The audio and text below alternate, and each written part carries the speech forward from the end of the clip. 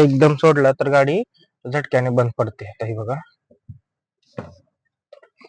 हा, हे असं होऊन बंद.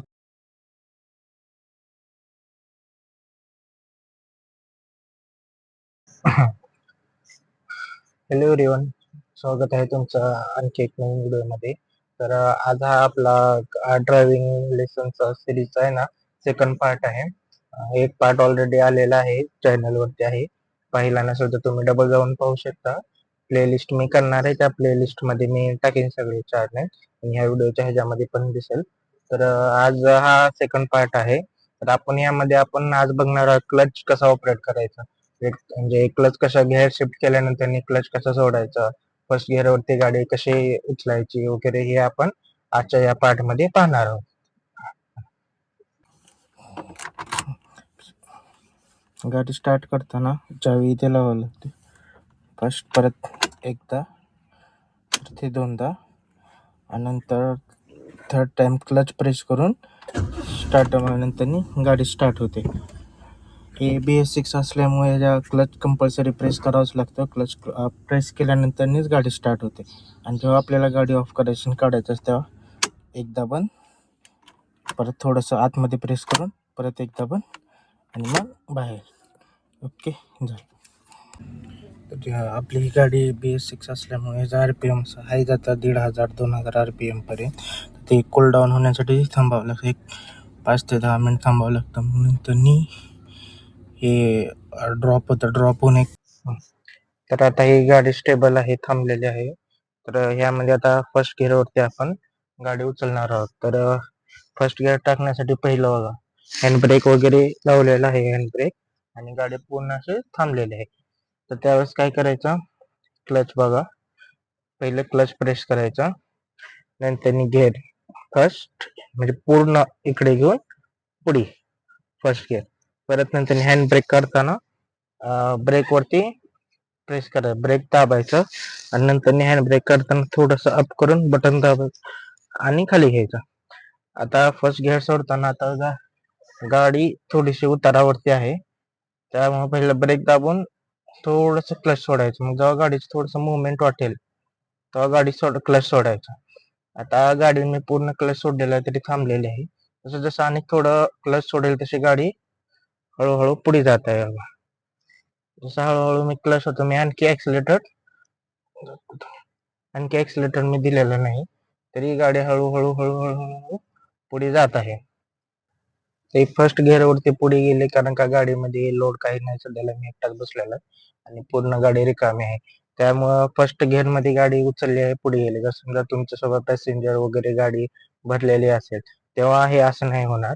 त्या टायमिंगला आपल्याला काय करायचं, थोडंसं ऍक्सिलेटर द्यावं लागेल. थोडंसं ऍक्सिलेटर देऊन मग नंतर गाडी उचलावी लागेल. तर ते कसं करायचं मी तुम्हाला दाखवतो आता. तर आता आपल्याला सेकंड उचलताना पण पहिल्यासारखंच करायचं. क्लच पहिलं दाबा, क्लच प्रेस करायचं, ब्रेक वरती पाय ठेवून हँड ब्रेक डाऊन आणि गिअर पूर्ण इकडे साईडला घेऊन असं फर्स्ट. आणि आता पुढे घेताना लोड असलं गाडीमध्ये, फक्त क्लच वरती जर गाडी उचलत नसेल तर थोडस ऍक्सिलेटर द्यायचं. आता गाडी बघा 1000 RPM पर्यंत आली आहे. मग अशी किती 500 पर्यंत वगैरे होते. आता 1000 RPM वरती आले, थोडस वर द्यायचं आणि क्लच सोडायचं. हळूहळू हळू क्लच सोडायचं, हे प्रेस करायचं नाही जास्त, ऍक्सिलेटर जास्त प्रेस नाही करायचं, क्लच सोडायचं, गाडीचे हळूहळू मुवमेंट चालू होते. हळूहळू अशी पुढे पुढे पुढे पुढे पुढे थोडी थोडी मुवमेंट चालू होते. क्लच नेहमी कधीही हळूहळू एकदम स्लो, एकदम नकळत असा हळूहळू हळूहळू सोडायचं. जर एकदम सोडला तर गाडी झटक्याने बंद पडते. आता हे बघा, हा, हे असं होऊन बंद पडते. तर आता काल माझ्याकडून एक सांगायचं राहून गेलं, स्टेरिंग सीट आपला कधी ऍडजस्ट करताना मी काल लिव्हर तर तुम्हाला दाखवलंय, ह्याच्या ऍडजस्टन हे रिक्लाइन मागं पुढे वगैरे करायचं, स्टेरिंग खाली वरती करायचं. आपण कधीही इथे बसताना आपले गुडघा पूर्ण इथे टच होऊ द्यायचे नाही. इथे पूर्ण टच झालं तर ते आपण क्लच ऑपरेट व्यवस्थित करू शकत नव्हते. मागे पुढे वगैरे क्लच दाबायच्या टायमिंगला आपल्या पायामध्येच पेन होऊन जाईल आणि तुम्ही लवकरच थकून जाल. ते गाडीचा कंटाळा एवढ्या जवळ चिटकून ह्याच्या चालवाय ठेवायचे, पाय चिटकून घ्यायचे नाही ते. आणि एकदम असंही करायचं नाही की आपण पुन्हा असं स्टिअरिंग वरतीच पडून असं गाडी चालवतात, कारण काही ते पण लागू शकतं. आणि जेव्हा एखादं सपोज दॅट काही झालं, एअरबॅग वगैरे उघडले, तर पूर्ण इम्पॅक्ट तुमच्या तोंडावरती येऊन लागू शकतो. त्यामुळं एवढं पुढे कधीच घ्यायचं नाही, पेस एकदम रिलॅक्स बसायचं. तर तुम्ही नवीन शिकत असाल तर काय करायचं, हे असं एवढं मोठ्या गाडी चालवायचं नाही. एकदा छोटीशी गाडी, छोटी गाडी म्हणजे जसे अल्टो किंवा वॅगनॉर या गाडीमध्ये शिका. अल्टो आणि वॅगनॉर मध्ये काय होतं, तुम्हाला असं पूर्ण बोनट आहे ना ते विजिबल होतं. आता ह्या गाडीमध्ये स्विफ्ट मध्ये काय होतं, पूर्ण बोनट जो आहे ना तो दिसत नाही. म्हणजे आपल्याला अंदाज पंचे चालवावं लागतात. आता आम्ही प्रॅक्टिस करून केलेलं आहे खूप, म्हणून मला आता अंदाज झालेला आहे. मला एक 5 वर्षाचा गाडी चालवायचा एक्सपिरियन्स आहे. 5 वर्ष झालं मी गाडी चालवते, म्हणून मला पूर्ण एक्सपिरियन्स झालेला आहे, कळतं. पण असं नाही की 5 वर्ष झाले आता गाडी मला परफेक्ट येते. पण हे गाडी जी आहे ना, आपण जर वेळेस चालवत राहतो, नवीन काहीतरी शिकायला भेटतं. नवीन काहीतरी आपण कळतं, जेव्हा हायवेवरती निघतो, रोडवरती निघतो, तेव्हा नवीन काहीतरी वेगळं शिकायला भेटतं. त्यामुळे असं नाही, म्हणजे एवढं पण अवघड नाही की जसं काय रॉकेट सायन्स आहे कळतच नाही. सोपं आहे, प्रॅक्टिसनं आपल्याला शिकत जातो आपण, कळत जातं. फक्त तुमची प्रॅक्टिस पाहिजे असते. तर आता आपण गाडी घेऊन रोडवरती जाणार आहोत. आणि सीट स्टेअरिंगचं असं, सीट ऍडजस्टचं एवढं असं एकदम रिलॅक्स मध्ये नॉर्मल बसायचं, आणि आपला जो हात आहे ना तो असं इथपर्यंत, हे इथं टच होईल एवढ्या अशा ह्याच्याने डिस्टन्स ठेवून असं बसा. म्हणजे ह्याच्याने ऑपरेटिंग वगैरे आपल्याला इकडे फिरवायचं असेल, इकडे फिरवायचं असेल, व्यवस्थित जातं. तर आता आपण रोडवरती गाडी घेऊन जाऊ आणि तुम्हाला रोडवरती दाखवतो कसं चालवायचं. तुम्ही आता नवीन असेल तर पहिल्या दुसऱ्या दिवशीला ही गाडी रोडवरती घेऊन जाऊ नका, कारण का रिस्क होऊ शकतं ते. त्यामुळं एक रिकाम्या मैदानावरती, किंवा आता हे कसं एकदम पूर्ण शांत एरिया आहे, त्या गाड्यांची मुवमेंट वगैरे कमी असते. तर अशा एखाद्या एरियामध्ये तुम्ही गाडी चालू शकता. पण एकदम एकटं पण चालवू नका, तुमच्यासोबत कोणीतरी एक्सपिरियन्स ड्रायव्हर वगैरे घ्या. नाहीतर पहिलं तुम्ही ड्रायव्हिंग स्कूल मध्ये जावा, तिथे शिका गाडी कसं असतं. त्यांचा काही 1 महिन्याचा 2 महिन्याचा कोर्स असतो, तो कम्प्लीट करा.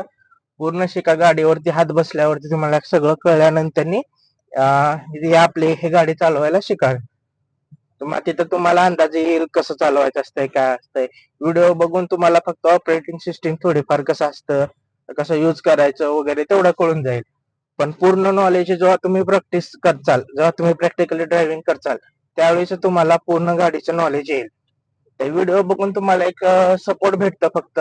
काही तुमचे डाऊट वगैरे असेल तर काही क्लिअर होतं. तर यासाठी तेवढा व्हिडिओ असतो. तुम्ही व्हिडिओ बघून कधी गाडी शिकू शकत नाही.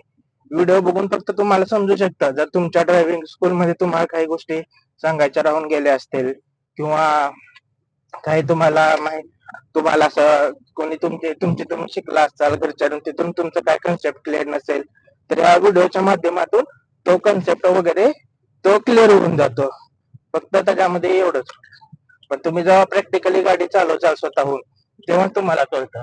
पण नवीन गाड्या चालवताना तर तुम्ही शक्यतो मैदानामध्ये रिकामी जागा वगैरे असते ना, तिथेच चालवा. असं रोडवरती वगैरे घेऊन येऊ नका. तर आता आपण आलो आहेत रोडवरती.